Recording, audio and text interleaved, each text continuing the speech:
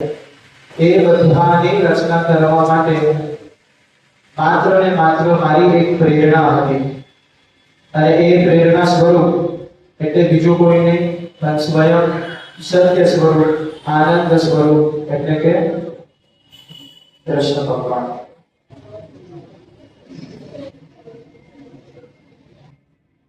આપણે બધાએ અસંખ્ય વાર પોતાના ઘરે કાં તો આપણા પ્રિયજનોના ઘરે સત્યનારાયણની કથા કરી જ હશે, એમનો પ્રસાદ ખાધો જ હશે. આજે પણ ત્યાં કાઉન્ટર પર પ્રસાદી પડી જ છે.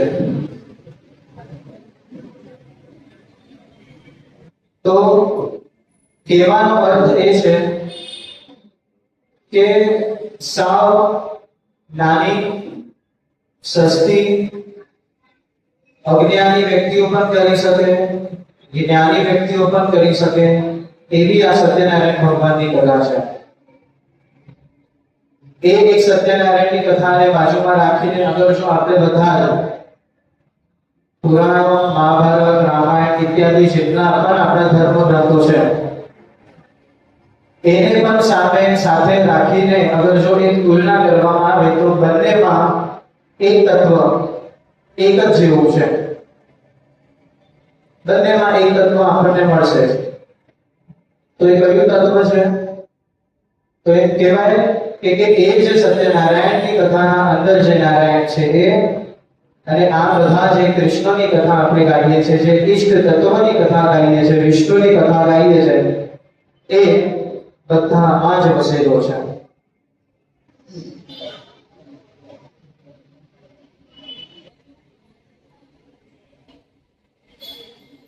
વિષ્ણુ એટલે વાચસ્પત્ય નામનો એક ગ્રંથ છે. એ ગ્રંથમાં બીજી કોઈ વસ્તુઓનો ઉલ્લેખ નથી. તો કઈ વસ્તુઓનો ઉલ્લેખ છે?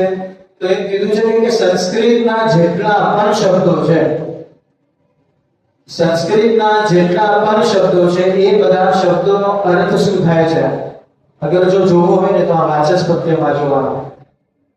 જે પ્રમાણે આજે ઇંગ્લિશ માટે થઈને આપણે ઓક્સફોર્ડની ડિક્શનરી વાપરીએ છીએ, હિન્દીની અલગ ડિક્શનરી હશે, મરાઠીની અલગ ડિક્શનરી હશે, એ જ પ્રમાણે આ સંસ્કૃતની ડિક્શનરી ઉત્તમમાં ઉત્તમ ગણવામાં આવે.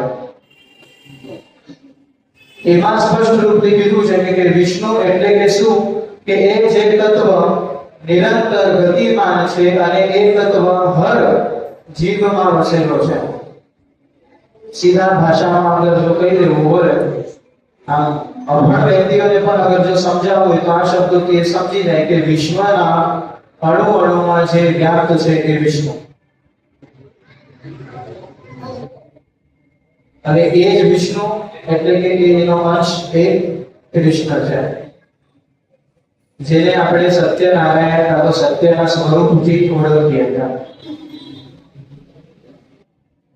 હવે જો અગર આ સત્ય અને નારાયણ આ એક શબ્દને અગર જો આપણે બે શબ્દ કહી દઈએ, નારાયણને બાજુમાં રાખવામાં આવે અને અગર એ પ્રશ્ન પૂછવામાં આવે કે સત્ય શું છે, તો એનો જવાબ શું નીકળશે?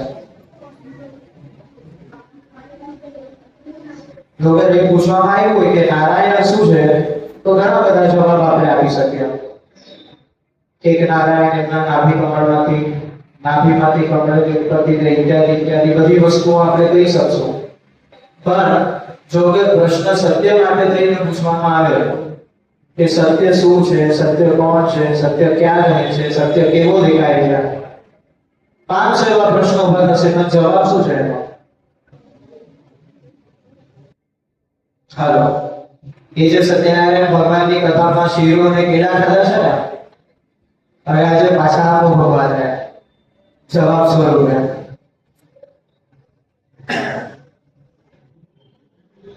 કોઈ કહી શકશે? બહુ સિમ્પલ છે. આ બધી વસ્તુઓ આપણા પાસે છે એટલે આપણને આની વિકલ્પ નથી. ટૂંકમાં જ વાત કરીએ, આજે સમય બહુ ઓછો છે. તો સત્ય એટલે ત્રિકાળ બાંધિતમ. શું કીધું? ત્રિકાલ બાધિતમ, ત્રણે ત્રણ કાળના નિયમો જે તત્વ પર લાગુ નથી પડતા. ભૂત, ભવિષ્ય અને વર્તમાન આ ત્રણ કાળ છે. આ ત્રણે ત્રણ કાળના નિયમો જે તત્વો પર લાગુ નથી પડતા એ તત્વ એટલે કે સત્ય. અને હજી પણ જો હજી સૂક્ષ્મ રૂપથી સમજવું છે કે ભાઈ સત્ય શું છે, તો ત્રણ શબ્દોમાં આપણે સત્યને સમજી જશું. સાંભળવા છે આ ત્રણ શબ્દ, સાંભળ્યા પછી યાદ રાખવા છે તો જ બોલવું. નહીં તો સત્યનારાયણના શિરોના જેવી રીતે મારા ત્રણ શબ્દો વ્યર્થ જતા રહેશે. પહેલો છે સર્વદા, સર્વત્ર અને સમાન. આ ત્રણ શબ્દ જે તત્વ સર્વદા છે, એવરી ટાઈમ, હર હંમેશ, કોઈ એવો સમય જ નથી જે સમયમાં એની ઉપસ્થિતિ નથી. પછી બીજું સર્વત્ર, એવરીવેર, કોઈ એવી જગ્યા જ નથી આ વિશ્વમાં જ્યાં એ નથી. અને પછી આવે છે ત્રીજો શબ્દ તો સમાન, એટલે બધા જ માટે સમાન રૂપમાં એનું અસ્તિત્વ છે. એવું નથી કે ભાઈ હું વક્તા છું તો ભગવાનનું મારા માટેનું અસ્તિત્વ 100% છે અને તમે શ્રોતા છો તો તમારા માટે થઈને 50%. મંદિરના અંદર બેસનાર વ્યક્તિ માટે 100% અને મંદિરના બહાર જે બેઠા છે એમના માટે 10%. એવું નથી. બધા જ માટે ઈશ્વર એક સમાન માપમાં ઉપસ્થિત છે. અને આ ત્રણે ત્રણ મળીને એક સ્વરૂપ બને છે, જે સ્વરૂપના માધ્યમથી આપણે એને ઓળખી શકીએ. પછી તમે કૃષ્ણ કહો, રામ કહો, લક્ષ્મીનારાયણ કહો, વિષ્ણુ કહો કે પછી ગમે તે મન આવે કહો, આ ત્રણ તત્વ આપણને દેખાતા નથી, પણ આ ત્રણ તત્વ ભેગા થઈને જે સમય પર એક રૂપ ધારણ કરે છે ને, એ રૂપને આપણે સત્યનારાયણ તરીકે, કૃષ્ણ તરીકે ઓળખી શકીએ. તો એ જ સત્યનો જે તત્વ છે એ તત્વથી પ્રેરિત થઈને આ વ્યાસજીએ મહાભારત ગ્રંથની રચના કરી. હવે આજ માટે જે વ્યક્તિઓ નવા છે એ વ્યક્તિઓના માટે થઈને એક 2 મિનિટ લઈ લઉં છું કે આ મહાભારત અંતર્ગત અહીંયા આપણે જે સમય પર રાજસૂય યજ્ઞ થયો તો એ સમય પર જે દુર્યોધનને યુધિષ્ઠિર માટેની જે ઈર્ષાઓ થાય છે એ ઈર્ષાઓ થકી યુધિષ્ઠિરને કેટલું દુઃખ થયું, ધૃતરાષ્ટ્રનો આખો સંવાદ આપણે જોયો. અને એ સંવાદના પછી અહીંયા દુર્યોધન અને શકુનીનો સંવાદ આપણે જોયો હતો. અને એ સંવાદમાં એક ઉપાય શકુનીએ આપ્યો હતો. તો કયો ઉપાય?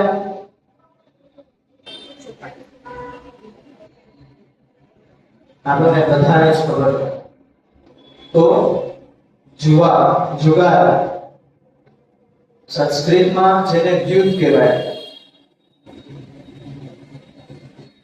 હવે આ દ્યુત કાર્ય, દ્યુત કર્મ, એની એક બુદ્ધિ અહીંયા શકુનીએ આપી. જોજો, બહુ સામાન્ય વસ્તુ છે કે એક દૂધમાં અગર એક ટીપું લીંબુનો ઉમેરી દેવામાં આવે, વિનેગરનો ઉમેરી દેવામાં આવે તો સ્વાભાવિક છે કે એ ફાટી જશે. પણ અહીંયા જે પાત્ર હતું જેને આ ગ્રહણ કર્યું એ દુર્યોધન, એ પણ અધર્મી હતો. અને સાથે સાથે જે તત્વ ઉપરથી શકુનીના માધ્યમથી દુર્યોધનની બુદ્ધિમાં ગયો એ પણ કેવો હતો? એ જ એક ટીપા લીંબુ ના સ્વરૂપમાં હતો. ઓલરેડી આખું કાર્યક્રમ એ દુર્યોધને બગાડી જ દીધો હતો. કોના માધ્યમથી? ઈર્ષા રાખીને. અને એ કાર્યક્રમ હજી બગાડી દીધો કોને? આ શકુનીએ. અને એ શકુનીએ પ્રેરિત કર્યો છે દુર્યોધનને કે તમે કોઈ પણ હાલતમાં યુધિષ્ઠિરને મનાવો. શેના માટે થઈને? આ યુદ્ધ ક્રીડા કરવા માટે. ત્યારે દુર્યોધન અને સાથે સાથે ધૃતરાષ્ટ્ર પણ કહે છે કે યુધિષ્ઠિર માનશે નહીં. પણ હર હંમેશ એવું જોવામાં મળે છે, એવા અનુભવો આપણને થાય છે, કાં તો એવી કથાઓની વાત આપણે સાંભળી હોય છે કે ધર્મ જલ્દીથી હારી ગયો અને અધર્મી વ્યક્તિ જીતી જાય છે. કેમ એવું બનતું હશે?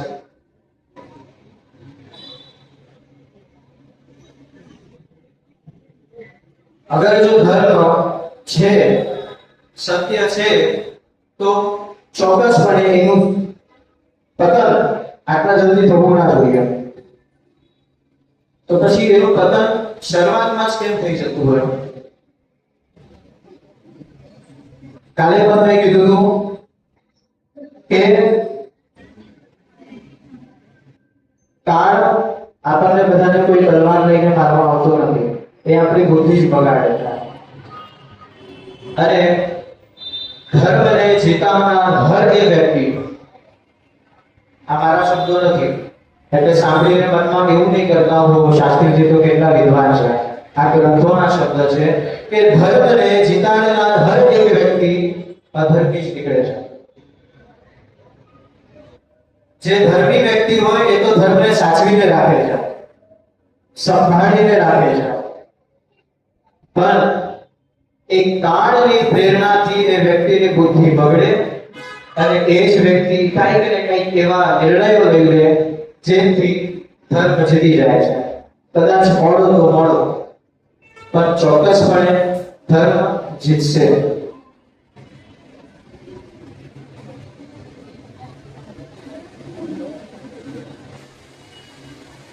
એ જ પ્રમાણે અહીંયા એ જ શકુનીએ કીધું કે યુધિષ્ઠિર યુદ્ધ ક્રીડા રમશે, ચોક્કસપણે રમશે. એને મજા પણ આવે છે, એને આવડે પણ છે, પણ એ રોકાયેલો છે. તો કોના આધારથી રોકાયેલો છે? તો તરત જ અહીંયા નામ આવે છે કૃષ્ણ, કે કૃષ્ણએ એવા નિયમોમાં એમને બાંધી દીધા છે. અરે આપણે તો વિચારો છોડી દો, કૃષ્ણની વાત જ નથી કરવી, આપણે એના પિતાની વાત કરીએ, વસુદેવ. હજી તો આ 5 પાંડવો જન્મ્યા હતા અને એમના સંસ્કારો માટે કૃષ્ણએ પિતાએ કેટલો પુરુષાર્થ કર્યો હતો. તો જન્મથી જે વ્યક્તિઓના બુદ્ધિમાં, સંસ્કારમાં, બળમાં, લોહીમાં અગર ધર્મ જ નાખવામાં આવ્યો હોય તો પછી કોઈ શક્યતા જ નથી કે એ વ્યક્તિ ધર્મના પાટાથી તૂટી જાય. until and unless કાળ એને પ્રેરણા નથી કરતો. તો કાળ બંનેને પ્રેરણા કરે છે, અધર્મીને પોતાનું પતન થવા માટે અને ધર્મીને ધર્મ બચાવવા માટે. પછી કદાચ શિવાજી મહારાજ કપાઈ પણ જાય ને તો આ પણ કાળની પ્રેરણા જ હોય કે એના થકી ધર્મ ક્યાંક ને ક્યાંક બચવાનો હતો. તો એ રૂપથી અહીંયા એ કૃષ્ણના માટે થઈને કહેવામાં આવ્યું કે જ્યાં સુધી કૃષ્ણ હશે ત્યાં સુધી એ વસ્તુ અશક્ય છે. કૃષ્ણથી છૂટી રીતે વિદુરને મોકલવામાં આવે છે. વિદુર આ બધી જ વસ્તુ સવિસ્તાર આજે અહીંયા યુધિષ્ઠિરને કરે છે. યુધિષ્ઠિર અમુક પ્રશ્નો પૂછે છે કે મારા સામે કયા કયા રાજા હશે યુદ્ધ ક્રીડા. તો મુખ્ય જે નામો હતા એ બધા નામો આપ્યા, દુર્યોધન, શકુની ઇત્યાદિ બીજા બધા નામો આપ્યા. હવે આ યુધિષ્ઠિર પોતાના નગરમાંથી નીકળે છે, હસ્તિનાપુર આવે છે, બધા વ્યક્તિઓને જેટલા પણ રાજાઓ છે બધાને મળે છે. ધૃતરાષ્ટ્રને મળે છે, શકુનીને મળે છે અને બધા સાથે વાર્તાલાપ કરીને અહીંયા છેવટે આ બંને પક્ષ સામે સામે બેઠા. તો કયા બંને પક્ષ?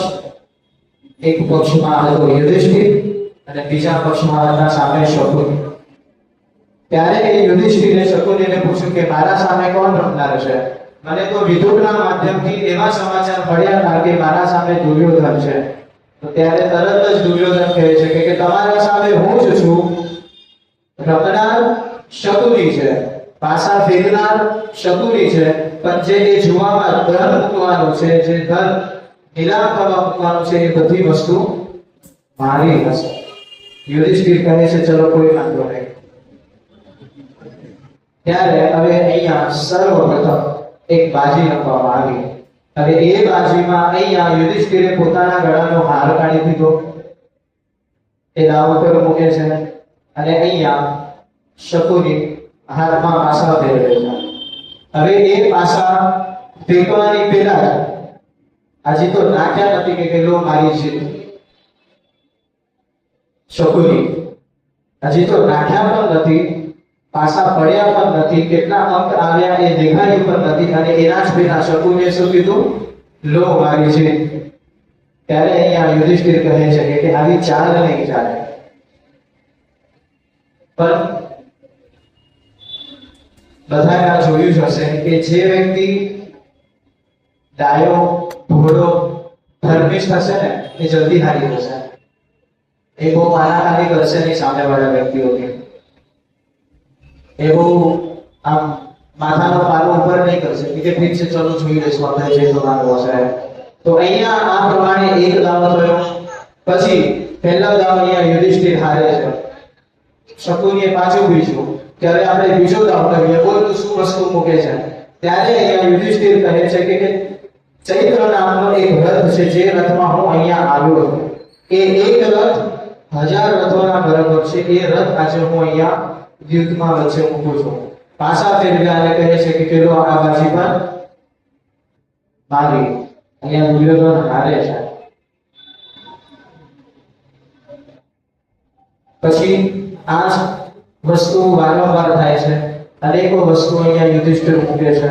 દાવ પર એક રથ મૂક્યો અને એ રથના પછી પાછું જે ત્રીજી વારી આવે છે એ ત્રીજી વારમાં યુધિષ્ઠિર અહીંયા 1 લાખ તરુણી દાસીઓ દાવ પર મૂકે છે કે હું મારી 1 લાખ તરુણી દાસીઓ અહીંયા મૂકું છું, ચલ બીજો દાવ મારો.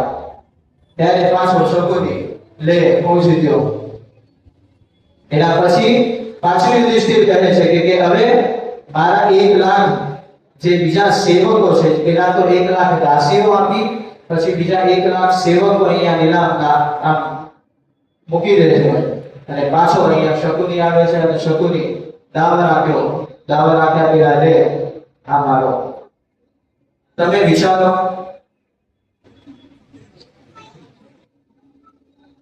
આપણે બધાએ એ વસ્તુ સાંભળી હશે કે હર વ્યક્તિનો એક દાયકો હોય. એ જ પ્રમાણે હર વ્યક્તિનો એક ખરાબ સમય ચોક્કસપણે આવશે આવશે ને આવશે. અને એ ખરાબ સમય તમને બધી જ વસ્તુઓ આપશે. પૈસો પણ આપશે, જે વિચાર્યું નથી એટલું સમાજમાં માનપાન પણ આપશે, ધાડી પણ આપશે. જે વસ્તુ તમે દુઃખી હતા ને જે સમય પર, અને એ દુઃખમાં જેટલી પણ વસ્તુ માંગી છે ને બધી જ વસ્તુ તમને મળશે. અને આવો સમય અગર જો તમારા જીવનમાં આવે ને તો સમજી જવું કે અમારો ખરાબ સમય ચાલે છે. કેમ? કારણ કે ખરાબ સમયમાં જ સાહેબ આપણને અભિમાન આવે અને ખરાબ સમયમાં આપણને બધું જ મળતું રહે. સમય પર જે સમય પર માંગ્યું એ સમય પર આપણને મળશે. અહીંયા હર એક પાસા પર અહીંયા દુર્યોધનને જેટલી સંપત્તિ યુધિષ્ઠિરની જોઈતી હતી ને બધી મળતી હતી. એક સમય એવો નથી આવ્યો કે દુર્યોધન જીત્યો હોય. આપણા નજરમાં દુર્યોધનનો ખરાબ સમય ચાલતો હતો, પણ નહીં. અરે આપણા નજરમાં યુધિષ્ઠિરનો ખરાબ સમય ચાલતો હતો, પણ નહીં. વસ્તુ એવી નથી. અહીંયા જે વ્યક્તિને બધી જ વસ્તુઓ પ્રાપ્ત થાય છે ને, શકુની અને દુર્યોધન, એનો ખરાબ સમય ચાલે છે. અહીંયા વિદુર આ પાસા જેમ જેમ ફેંકાય છે ને, આ તો હું ડાયરેક્ટ કરું છું કે આ પહેલો દાવ, બીજો દાવ, ત્રીજો દાવ, પણ હર દાવની વચ્ચે વિદુર ધૃતરાષ્ટ્રને હર વચ્ચે વચ્ચે સલાહ આપે છે. અને ધૃતરાષ્ટ્ર માનતા નથી. કેમ? કારણ કે એને એના જે બાળક છે સામે દુર્યોધન, એની બધી જ ઈચ્છા પૂરી થતી હોય એવું દેખાય છે.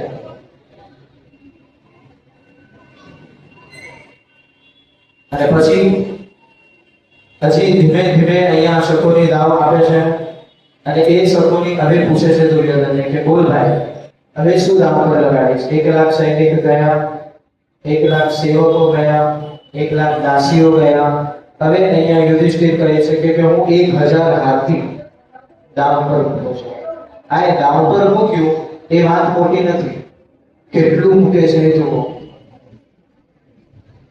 એ વ્યક્તિ પાસે તૈયારી કેટલી છે એ વ્યક્તિ પાસે ધન કેટલું છે કે એ એક જ સમય પર 1,00,000 દાસીઓને મૂકી શકે છે, એ એક જ સમય પર 1,000 હાથીઓ મૂકી શકે છે, અને માત્ર આ સમય પર હાથી નથી મૂક્યા તો એને શું મૂક્યું કે 1,000 હાથી, અને હર એક હાથી પાછળ એની 8 હાથીઓ, એટલે કેટલી 1000 હાથીઓ થઈ?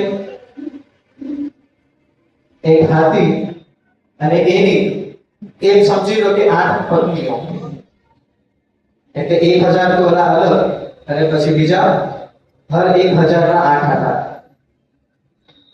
આટલી હાથીઓ અને હાથી એક જ સમય પર ચોથા દાવ પર અહીંયા યુધિષ્ઠિર મૂકે છે.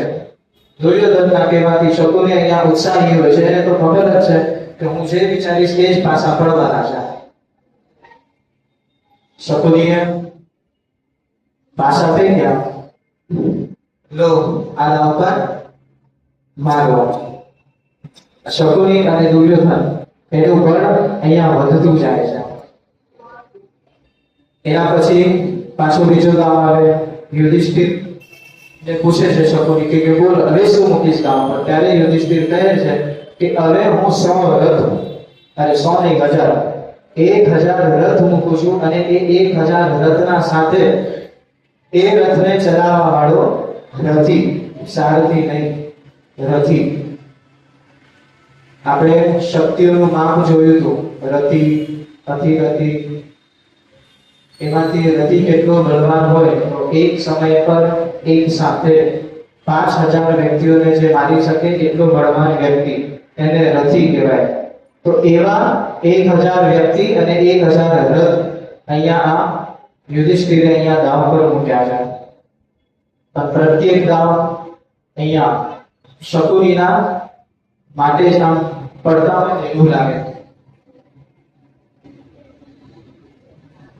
આજે કઈ મજા નથી આવતી, આમ ફેસ પડપડ કરે છે, આમ આંખે પડપડ કરે છે.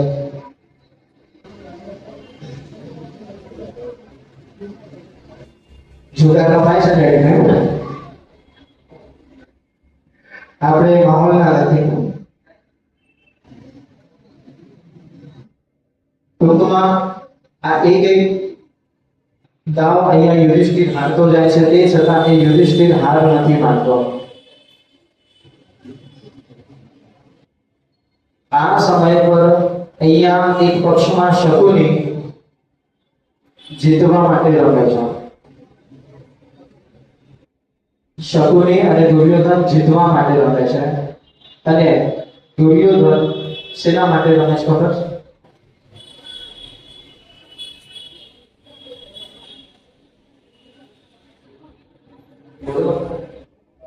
એક પક્ષ પર શકુની અને દુર્યોધન જીતવા માટે રમે છે, અને બીજા જ પક્ષમાં આ જે યુધિષ્ઠિર છે એ જીતાડવા માટે રમે છે. કોણ આવા બધા તો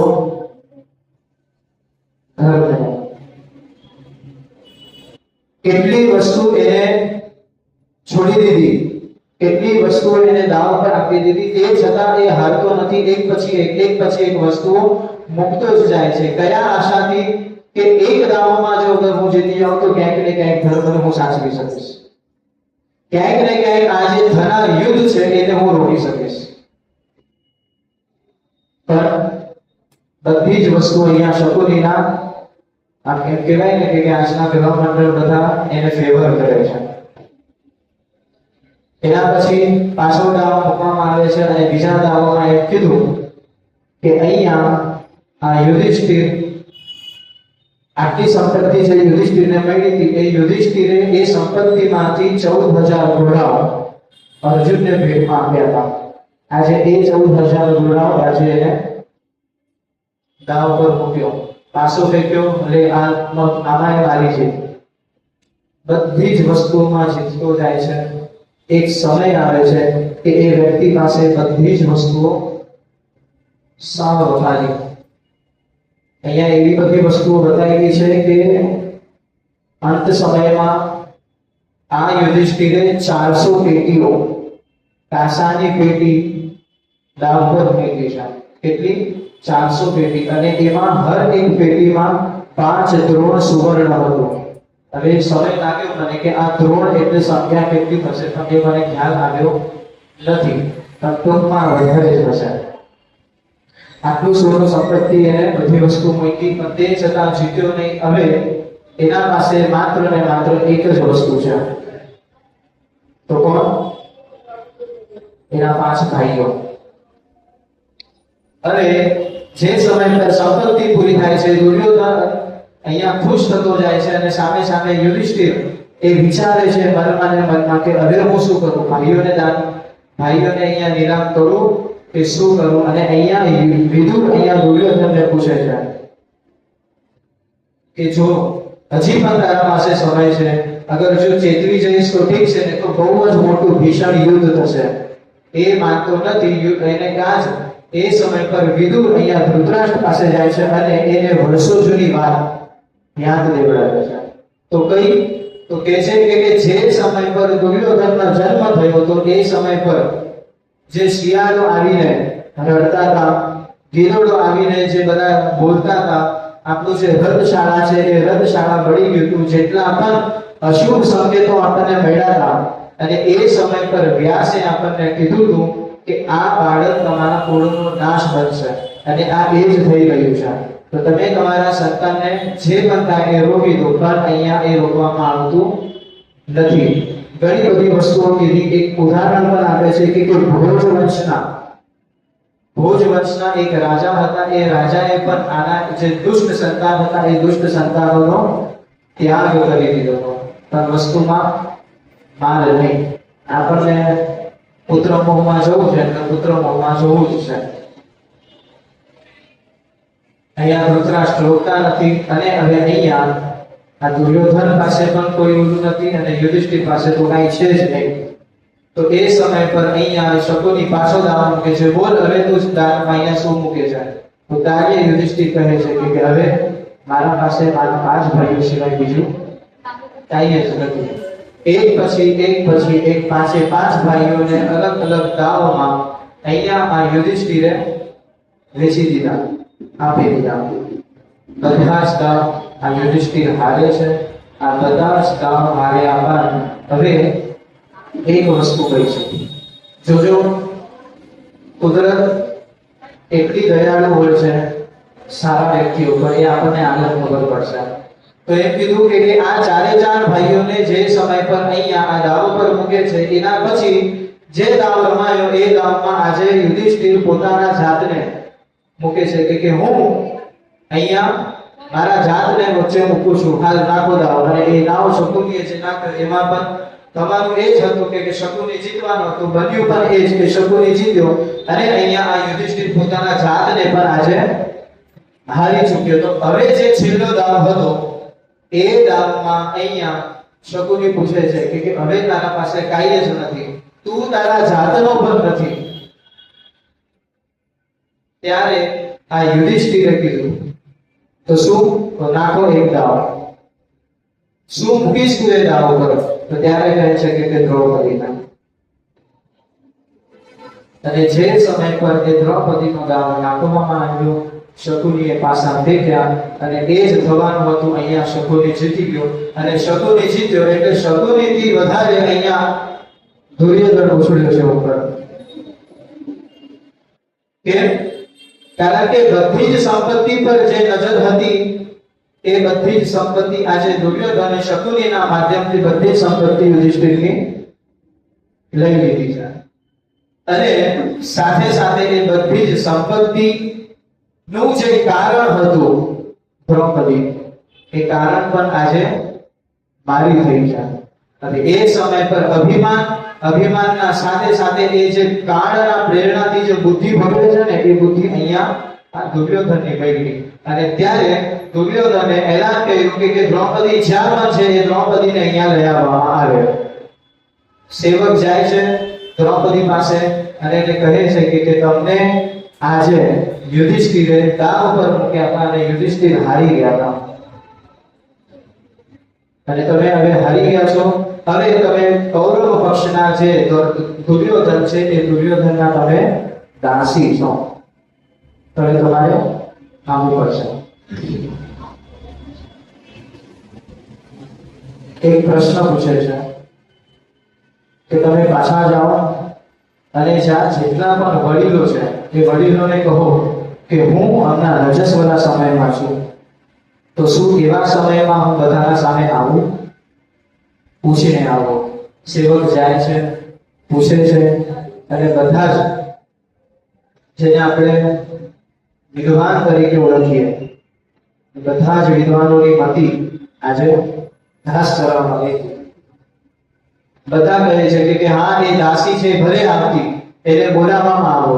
એ રજસ્વલા સમય પર એને બોલાવવામાં આવે છે, પણ એના ઉપરાંત અહીંયા દુર્યોધન શું કહે છે કે માત્ર એને નહીં બોલાવતા, એના હાથમાં સાવરણી આપજો.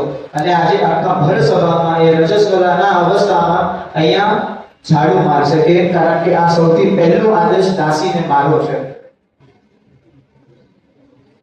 સેવક પાછો જાય છે, દ્રૌપદીને આ બધી વસ્તુઓ કહે છે. દ્રૌપદી એ સેવકને પાછો મોકલે છે. અને એક મસ્ત મજાનો પ્રશ્ન પૂછ્યો છે આ દ્રૌપદીને. તો શું દ્રૌપદીને પૂછ્યું છે કે મને એક વસ્તુ તમે કહી દો કે જે સમય પર આ યુધિષ્ઠિર જે દાવ હાર્યો, એ હું દાવ કયા સમય પર હાર્યો છું? પેલા યુધિષ્ઠિર પોતે હારી ગયા અને પછી મને દાવ પર મોકલ્યો, કે યુધિષ્ઠિરે પેલા મને દાવ પર મૂકી અને પછી એ હાર્યા? શું પ્રશ્ન પૂછ્યો કે તમે એ જાણીને લાવો કે પહેલો દાવ કયો હતો, હું હારી એ કે પછી યુધિષ્ઠિર હાર્યા એ? ત્યારે સેવક અહીંયા કહે છે કે સર્વપ્રથમ પહેલા અહીંયા યુધિષ્ઠિર પોતે હારી ગયા છે અને એના પછી તમને દાવ પર મૂક્યા છે. ત્યારે અહીંયા આ જ નિયતિનું કરવું. ત્યારે અહીંયા આ દ્રૌપદી એક જ વસ્તુ કહે છે કે અગર જો મારા પહેલા મારા પતિ હારી ગયા હોય ને, તો એ પતિ પરથી મારો અધિકાર એને છે જ નહીં કે મને વેચી શકે. જે વ્યક્તિ મારો વર છે જ નહીં, એ મને દાવ પર કઈ રીતે મૂકી શકે? બરાબર છે? આ કરવું કોનું? કોઈનો બાપ ના ચાલે આવી બધી વસ્તુઓમાં ઈશ્વરની સિવાય. આપણે એમ કહીએ ને કે કરો કરો કરીને આપણે મરી પણ જશું ને, તે છતાં કાંઈ થશે નહીં. એક યુદ્ધના સમયની એક વાત છે, હમણાં કહી દઉં કે જે સમય પર યુદ્ધ થાય છે, બંને આક્રમણો, બંને પક્ષો એકબીજાના સામે હોય છે, એની પહેલા આગલા રાત્રે બધાને પૂછવામાં આવે છે કે ભીષ્મ, તમે કેટલા દિવસમાં યુદ્ધ જીતાડશો? દુર્યોધન, તમે યુદ્ધ કરીને કેટલા દિવસ યુદ્ધ જીતાડી શકશો? આવા જ પ્રશ્ન અહીંયા યુધિષ્ઠિરે અર્જુનને પૂછ્યો હતો અને અર્જુને એક જ જવાબ આપ્યો હતો કે તમે દિવસોની વાત કરો છો, જે રથ પર હું અને કૃષ્ણ હોઈશ ને, માત્ર કૃષ્ણના એક પલકારાની જરૂર છે, એ એક પલકારામાં અમે જીતી જશું. આ શબ્દો અર્જુનના છે. એટલે જ કીધું ને કે કરી કરીને મરી જાઓ, આપણી 5-5 10 પેઢી વહી જશે, પણ ઈશ્વરને કરવું હશે ને, માત્ર એક પલકારામાં એ વસ્તુ કરી દેશે. આપણે 25-50 વર્ષ વયા જાય છે અને એટલા વર્ષો આપ્યા બાદ અમુક બિલ્ડિંગો બને છે અને માત્ર એક દિવસના વરસાદમાં બિલ્ડિંગો પડી જાય છે. સાહેબ, આપણે કઈ કરી શકતા નથી. તો આ ઈશ્વરનું કરવું હતું. આ પ્રશ્ન અહીંયા દ્રૌપદીએ પૂછ્યા, પણ આજે ભીષ્મ પિતામહ, દ્રોણાચાર્ય, કૃપાચાર્ય જેટલા પણ વૃદ્ધ વ્યક્તિઓ પડ્યા છે ત્યાં, એ બધાએ શું કીધું કે જે પણ હોય આ પ્રશ્નનો જવાબ અમને ખબર નથી, અમને માત્ર એક જ ખબર છે, અમે આજે દુર્યોધનના પક્ષમાં છે અને તું દુર્યોધનની દાસી છે, તું આવો. હવે સેવક પાછો જાય છે. પાછો અહીંયા દ્રૌપદી પૂછે છે કે હું રજસ્વલા અવસ્થામાં છું, હું નહીં આવી શકું.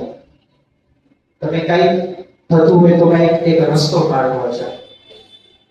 જોજો, બધી જ વસ્તુ હારી ગયા છે. અહીંયા યુધિષ્ઠિર પોતે પણ હારી ગઈ છે, પોતે પણ આજે બહેનોની રાણીથી દાસી બની ગઈ છે, તે છતાં ધર્મ છૂટતો નથી.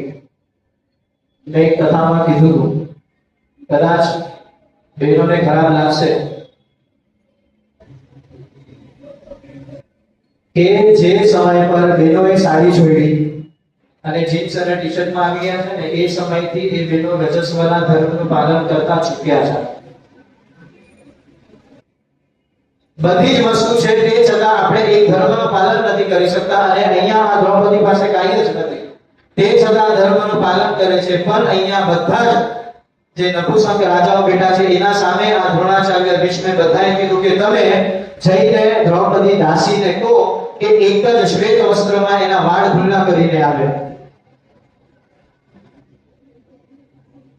કોઈ વસ્તુ છે જ નહીં. દ્રૌપદી સભામાં આવે છે, દુર્યોધન એને સાવરણી મારવાની કહે છે, અહીંયા કોઈ એક શબ્દ બોલતું નથી. આ દ્રૌપદી આજે બધા વડીલોની સામે જાય છે કે હું આજે એક વસ્ત્રમાં છું, મારું શરીર ઢાંકું કે લાજ કાઢું તમારા સામે. આ બધાના સામે જે દિવસે મેં સ્વયંવરમાં લાજ કાઢી હતી ને આ બધાએ મારી લાજ આજે કાઢી છે. આ બધા તમે અહીંયા બેઠા છો, એક પ્રશ્નનો જવાબ નથી આપી શકતા કે આ વસ્તુ ન્યાયયુક્ત છે કે નથી, કે અગર મારો જ પતિ અગર વેચાઈ ગયો છે તો એ મને કઈ રીતે દામ પર મૂકી શકે. આ વસ્તુ અહિત છે, આ વસ્તુ ન્યાયયુક્ત છે જ નહીં. પણ કોઈ અહીંયા એક શબ્દ બોલતું નથી. હવે આ સમય પર અહીંયા સ્પષ્ટપણે એવું કહેવામાં આવ્યું છે કે અહીંયા સૌથી વધારે પ્રેરિત અગર જો થયો હોય તો એ દુશાસન છે. કામથી પણ પ્રેરિત થયો અને સાથે સાથે એક એવો અભિમાન, તો શું કે આજે અમે જીતી ગયા છે અને અમને આ દાસી મળી ગઈ છે તો એ દાસી સાથે જે ફાવે એ વર્તન અમે કરી શકીએ. તો તરત જ આ બધાને જે વિનંતી કરતી હતી કે જવાબ આપો, જવાબ આપો, જવાબ આપો, ત્યાં દુશાસન ઊભો થાય છે, એનો વાળ ખેંચે છે અને વાળ ખેંચીને ભર સભામાં વચ્ચે આવીને એનું વસ્ત્ર પકડી દે છે. આજે જે આપણે બળાત્કાર વૃત્તિ જે શબ્દ વાપરીએ ને એ જ વસ્તુ અહીંયા આ શકુનીએ આ આર્ય નારી સાથે કરી છે. જે સમય પર આ શકુનીએ વસ્ત્ર પકડ્યું એ જ સમય પર આની નજર પાંચ પાંડવો પાસે જાય છે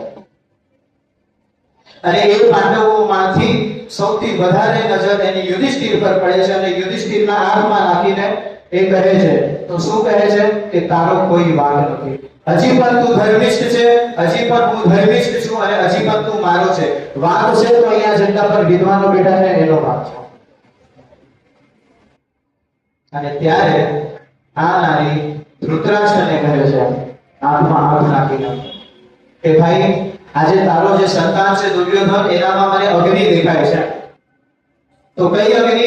તો જે અગ્નિ દેખાય છે ને એ જ અગ્નિ આખા તારાપુર વંશનો નાશ કરી દેશે.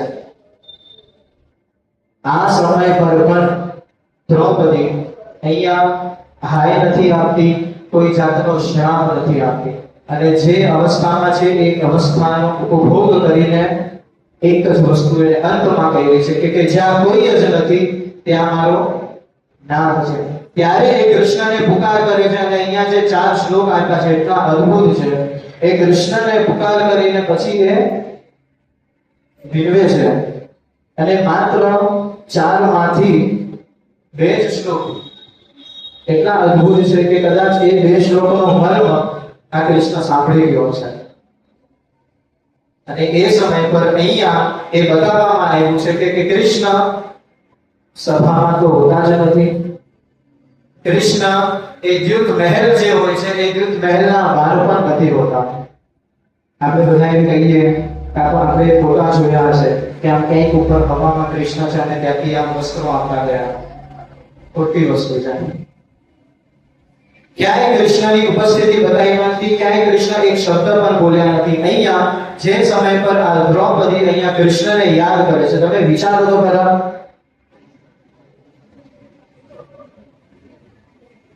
એ રાજાની પુત્રી હતી, આજની દીકરી નહીં કે જે આમ સેલ્ફી પાડવા વાળી છોકરીઓ હોય. એ સમય પર સ્ત્રીઓને પણ અસ્ત્ર શસ્ત્ર વિદ્યા આવડતી હતી અને એમાંથી આ એક દ્રૌપદી હતા. એ ધારત તો એ જ સમય પર દુર્યોધન કાં તો શકુનીને ધ્વસ્ત કરી શકત, એનામાં સીતા તુલ્ય એટલું તેજ હતું કે એ માત્ર પોતાના શબ્દો થકી એ આખી સભાને બાળી શકત, તે છતાં એને આ વસ્તુ કઈ કરી નહીં. અને કૃષ્ણને પુકારે છે.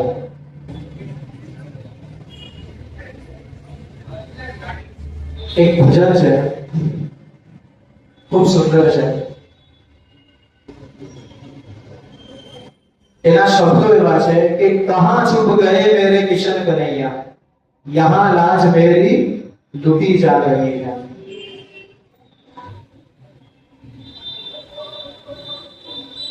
એના પછી બહુ મસ્ત કરી છે કે जिन्होंने कभी मेरी सूरत ना देखी, જે વ્યક્તિઓએ કોઈ દિવસ મારી सूरत નથી જોઈ, એ વ્યક્તિઓ આજે મારા નગ્ન બદનને જોશે.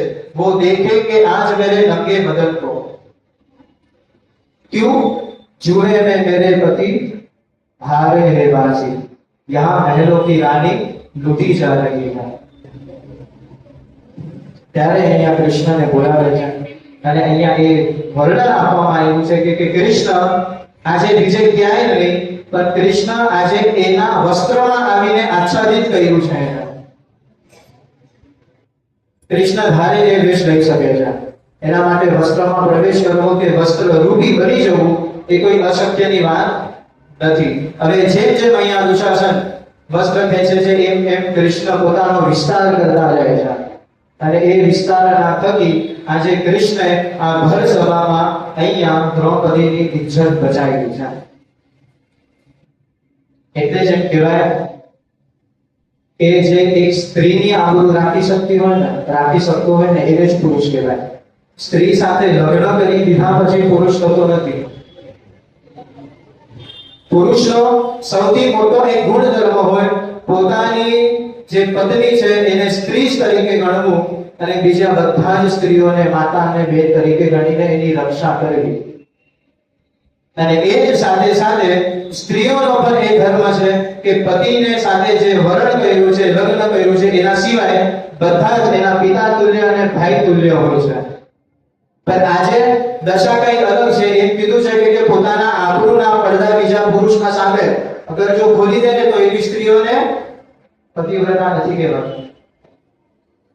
બાર અહીંયા આવું કરે અને અહીંયા ઘરે બહુ સારી રીતે જમવાનું બનાવે, ભગવાનને વિનવે, બધી જ વસ્તુ ખોટી. ત્યાં તમારી આબરૂ કોઈ દિવસ લૂંટાઈ જશે ને તો કૃષ્ણ નહીં આવે.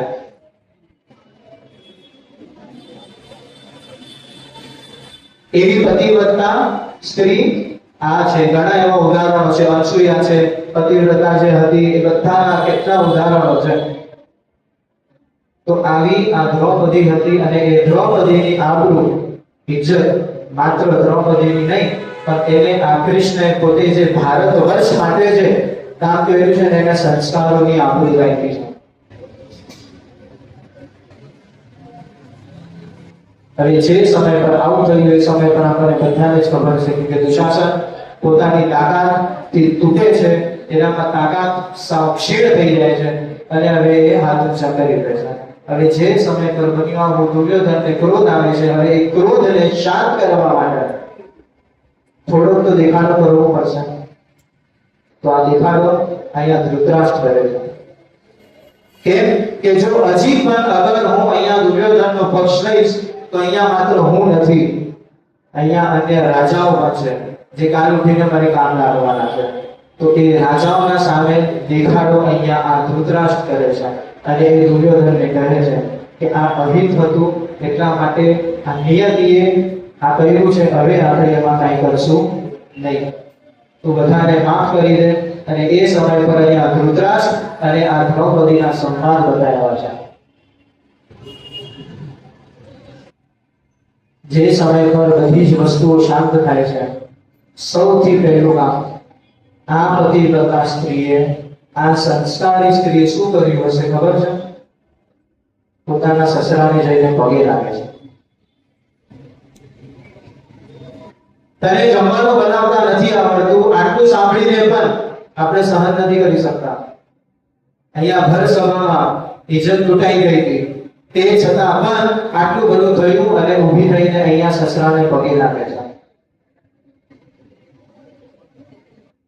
હવે સાસુ સસરા ખરાબ કે આપણી બુદ્ધિ ખરાબ કે આપણી જે અપેક્ષાઓ છે એ વધી ગઈ છે, એ આપણે વિચારવાની જરૂર છે.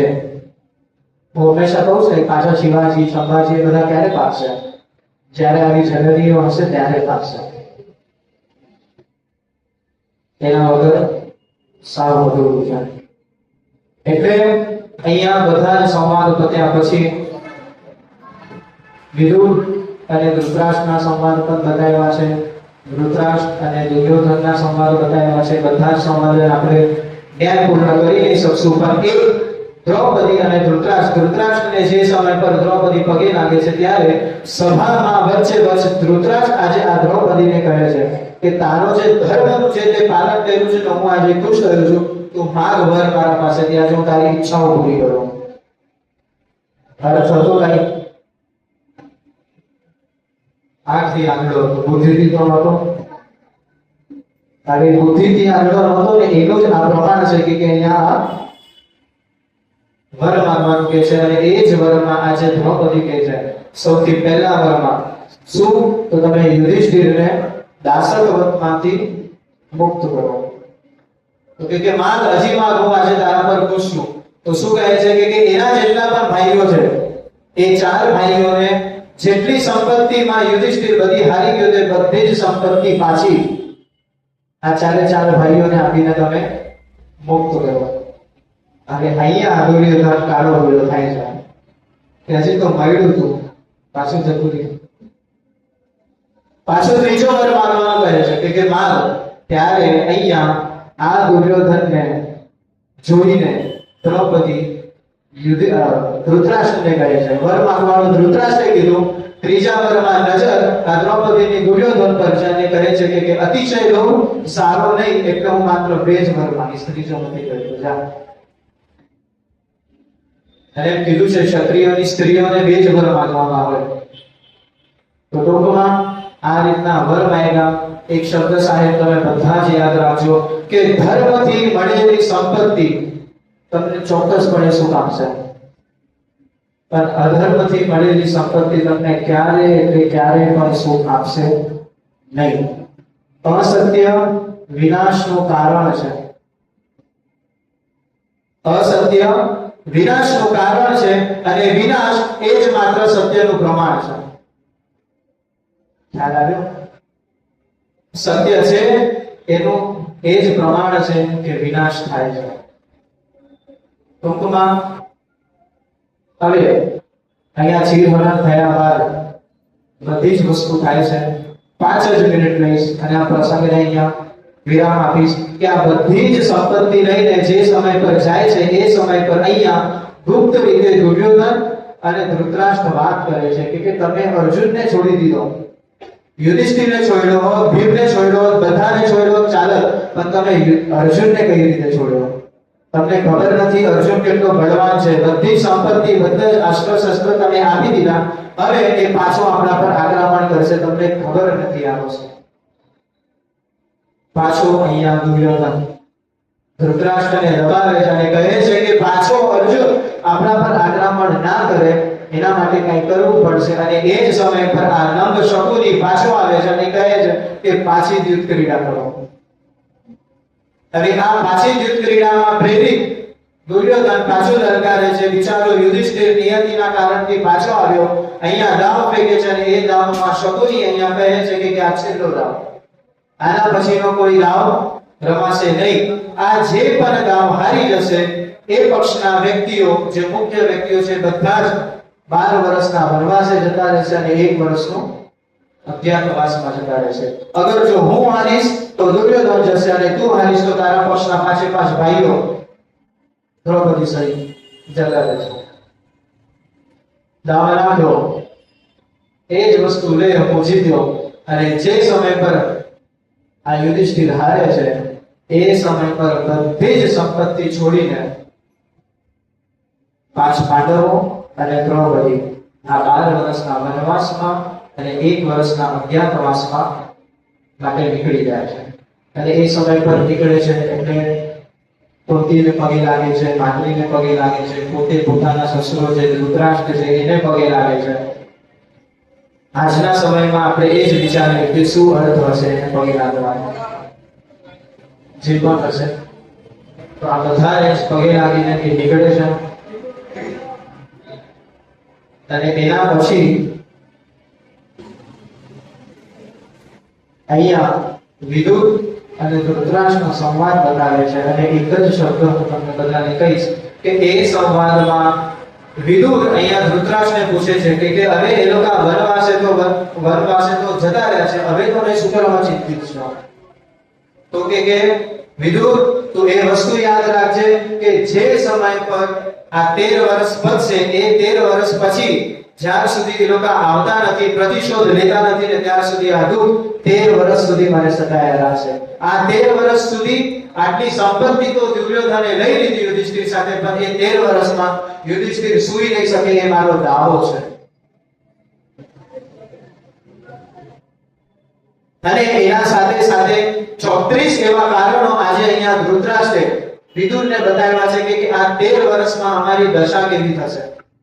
અને એ 13 વર્ષમાં ધૃતરાષ્ટ્રની શું દશા થાય છે ને એ આપણે